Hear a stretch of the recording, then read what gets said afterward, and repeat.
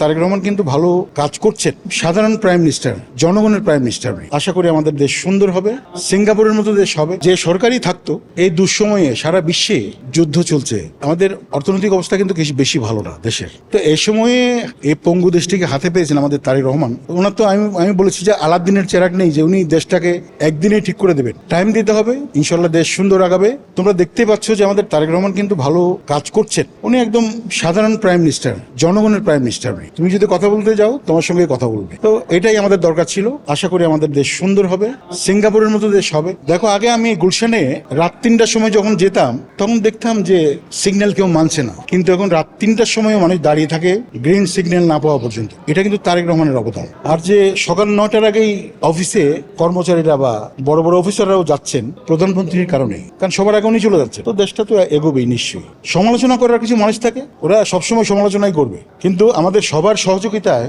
যে দলই বলো, এখানে আওয়ামী লীগ তো নেই, তারপরেও তৃণমূলের যারা আওয়ামী লীগ তো আছেই এদেশে, জামাত বলো, জাতীয় পার্টি বলো, আওয়ামী লীগ বলো, এনসিপি বলো, বিএনপি বলো, সবাইকে মিলেই আমাদের দেশটাকে সুন্দর করতে হবে। সবাই দেশের নাগরিক, এখানে দলমত নির্বিশেষে কাজ করতে হবে।